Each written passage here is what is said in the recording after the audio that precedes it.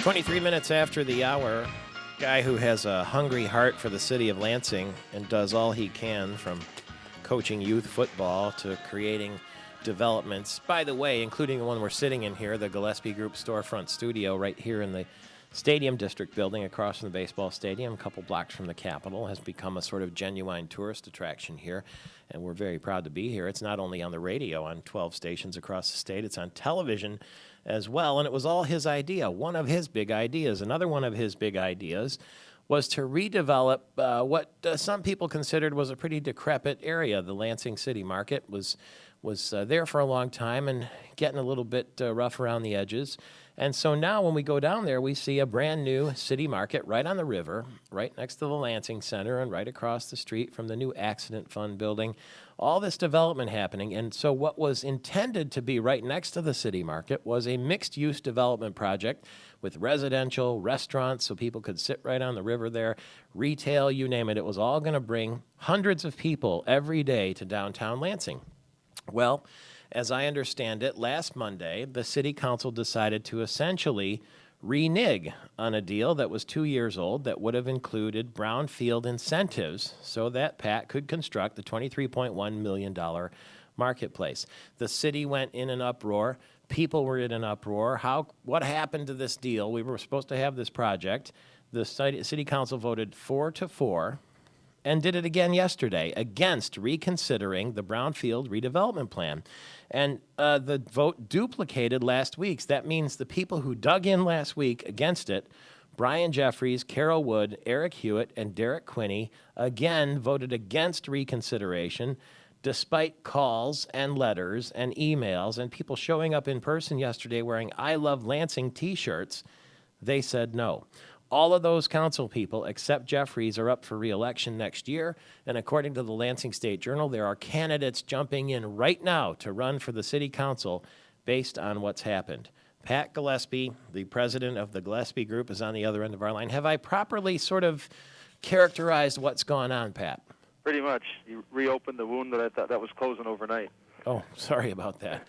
The one question that a lot of people have is the reason these people voted against it. Did they give you any more clarity, any more reasons why the four city council people voted no? At no point were we told, we don't like the hotels or the entertainment or the housing or the redevelopment of the waterfront. It was, it purely came down to they wanted a 100% project labor agreement, which is all union labor to build the housing along the river. And I tried to say, I can't do all union labor for housing on the river. I'd like to do a percentage and try to make it work. But it all came down to that, and they said anything other than 100% would be unacceptable. So we'd rather not see the projects go than settle for something like that.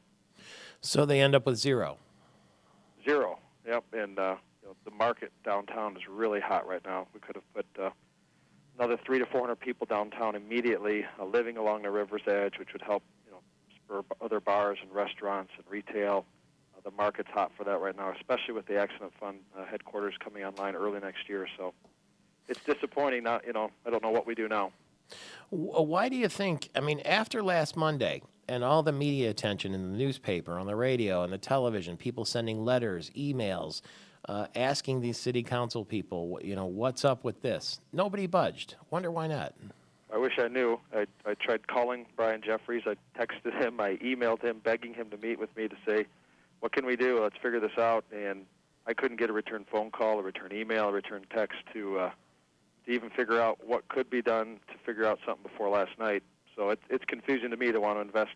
We've got millions of dollars into acquiring all that land already around there, and to have to sit on it now and have it be a vacant parking lot and vacant industrial buildings there. Now, this also impacts the Ballpark North project we wanted to put down overlooking the baseball stadium as well with more offices and hotels and stuff. So it has bigger implications than just the stuff on the river. I know a very influential, longtime small business person in the Lansing area who spoke to Carol Wood by telephone last week and asked Carol Wood, I'm concerned about this. Why did this happen? And in the course of that conversation, this small business person asked Carol Wood, have you spoken to Pat Gillespie about this directly? And Carol Wood said, Pat hasn't come to me. Have you attempted to speak directly to Carol Wood? Well, Carol Wood has used that line a couple of times this week. If she remembers, we have numerous emails and phone calls that we placed to her during the Marketplace project and when this was all going on, and that's when she stopped engaging, stopped taking meetings, stopped taking phone calls, and stopped taking emails from us. So as much as we would like to talk to her and go over this stuff with her, a year and a half ago or 2 years ago when this was going down, she stopped engaging totally in communication with us, so which is confusing as someone that wants to invest in Lansing to have that.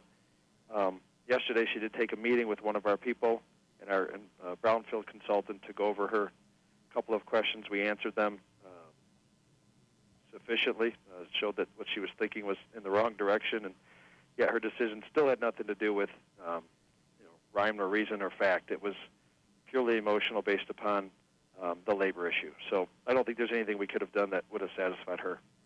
Where does the brownfield development money come from?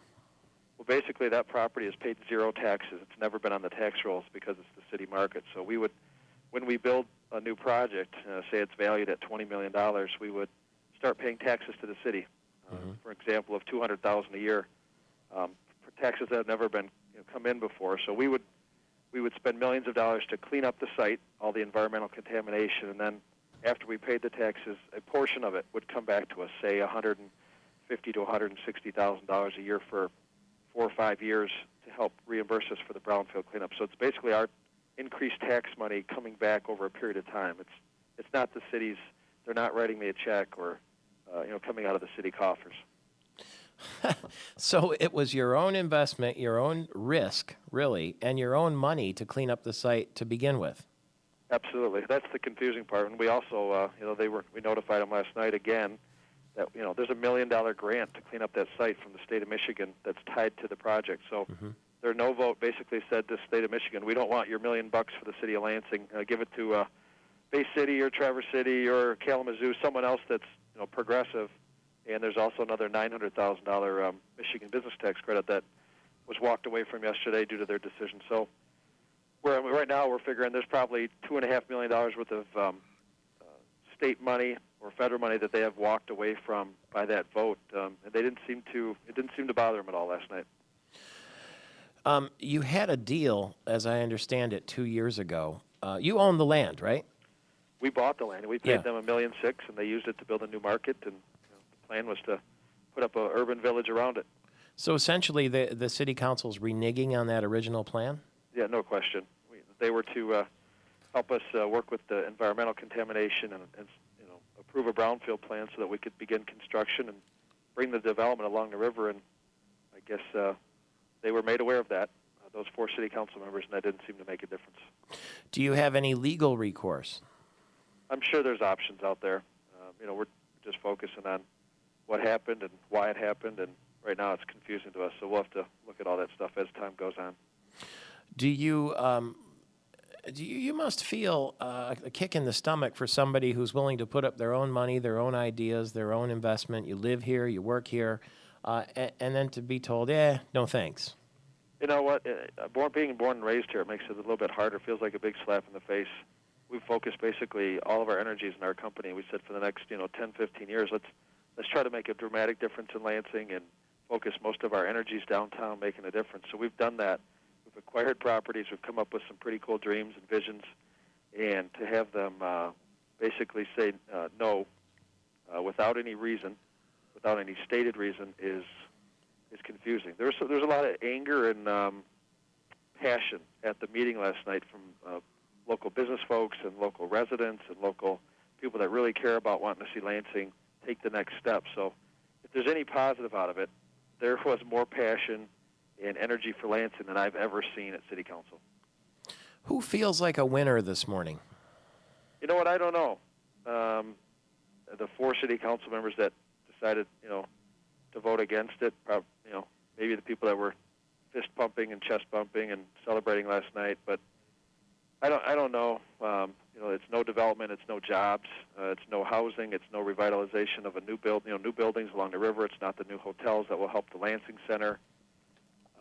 So I don't know who wins here, but I'd love to figure out what went on and how it went on. So it's just frustrating for us. Okay, well, keep in touch with us if you will. In a couple of minutes, we're going to talk to Jessica Yorko from the 4th Ward, a representative of the Lansing City Council there. What question should I ask her? Has she been supportive to you? Jessica is absolutely incredible. She is, one of the bright spots that's come out of this is the leadership. You look at people like Tina Houghton and Kathy Dunbar and Jessica Yorko and Lynn Robinson. I mean, they basically stated what their reasons were and stood behind the project, and they see the benefits of it. So these people have really emerged as young leaders in Lansing, and I think that's the direction we're heading. And no questions for her. She's been very supportive and she listened to she had questions and concerns, and we answered them. But she's a very open person to talk to, and thank you for all her support. Okay, it's 34 minutes after the hour. The Detroit Mayor, Dave Bing, was in Grand Rapids yesterday at the Economic Club luncheon. He says Grand Rapids is a beacon of light, but what happens to Detroit really defines the state. Do you take any issue with that? He's got his hands full over there in Detroit, too. No, I think Grand Rapids has a model that's going on, and if you look why, I mean, that's kind of what we're trying to mimic or study. The local business leaders have banded together, and the townspeople, and said, let's be progressive, let's do innovative things, and let's reinvest in our community and not have a lot of the bickering and petty politics that goes on. So Grand Rapids is really progressive. It is a model for us to look towards. All right. Thank you very much for your efforts and for keeping us up to date. Let us know your next move if there is one. I will. Thanks, Michael Patrick. Thank you very much. Pat Gillespie, the president of the Gillespie Group.